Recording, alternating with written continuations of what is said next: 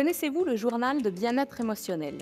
Il s'agit d'un outil que vous, équipe école, autrement dit enseignants, psychoéducateurs, psychologues, TES, pouvez distribuer à vos élèves dans le but de les aider à mieux se connaître, mieux gérer leur stress, améliorer leur humeur, leur motivation ou tout simplement pour créer un meilleur climat de classe.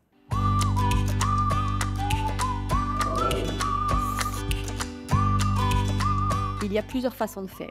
Soit vous êtes un professionnel et vous présentez l'outil en individuel avec l'élève, ou bien vous êtes un enseignant et vous l'utilisez en classe, donc en groupe, en créant un petit rituel lors duquel les élèves vont remplir ce journal d'auto-observation. Lorsque vous présenterez le journal, pour éviter de mettre mal à l'aise les élèves en leur demandant de partager leurs exemples personnels, vous pouvez utiliser les exemples fictifs inscrits dans le tableau. Le but est qu'ils comprennent bien comment ça fonctionne pour qu'ils l'utilisent.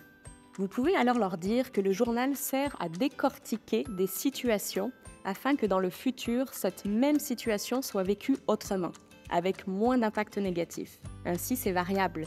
L'élève peut choisir de le remplir plusieurs fois par jour ou seulement une fois par mois, ça dépend du besoin.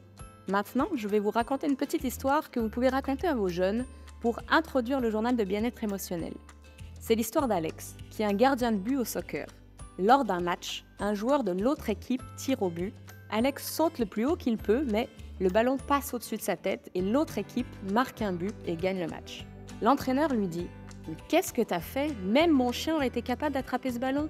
Si tu refais ça au prochain match, je cherche un autre gardien. À cause de toi, l'équipe a perdu. J'espère que tu feras mieux la prochaine fois. » Vous pouvez facilement vous imaginer comment Alex s'est senti à ce moment-là. Raide, tendu, une envie de pleurer, le ventre noué. Ce qu'a dit l'entraîneur a engendré ses émotions et pensées, et également le comportement suivant.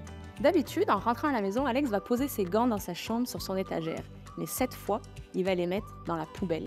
Maintenant, revivons la même situation avec un autre entraîneur qui dirait « Oh, Alex, tu l'as manqué celle-là, mais c'est vrai que le tir était vraiment bien orienté et c'était pas facile de l'arrêter. » On pourrait au prochain entraînement se pratiquer à arrêter le même genre de but, car on dirait que c'est plus difficile pour toi quand ça vient dans le coin gauche. Maintenant qu'on a identifié ça, on va pouvoir travailler dessus. L'équipe aurait pu aussi travailler un peu plus fort ensemble pour que ce joueur ne se rende pas jusqu'au but. Cette fois-ci, Alex se sent quand même déçu.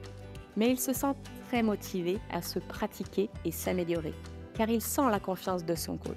En rentrant à la maison, il est déjà en train d'expliquer à ses parents des techniques qu'il pourrait mettre en place la prochaine fois. Vous voyez donc bien la différence entre les émotions et les comportements d'Alex après l'intervention du premier entraîneur et du deuxième entraîneur, alors que la situation était exactement la même. La morale de cette histoire, c'est qu'un joueur qui aurait le choix prendrait forcément le deuxième entraîneur, n'est-ce pas? Pourtant, quand on se parle à soi-même, on a parfois tendance à ressembler au premier entraîneur. Je me trompe? On est parfois trop dur avec nous-mêmes, dans plusieurs situations.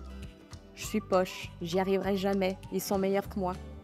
Imaginez-vous l'impact que vous pouvez avoir sur vos émotions et comportements si tous les jours vos pensées ne sont pas adaptées. Je vous invite donc à devenir votre propre coach, un bon coach, pour votre bien-être émotionnel. C'est comme ça que vous serez en mesure de persévérer et d'accomplir de grandes choses.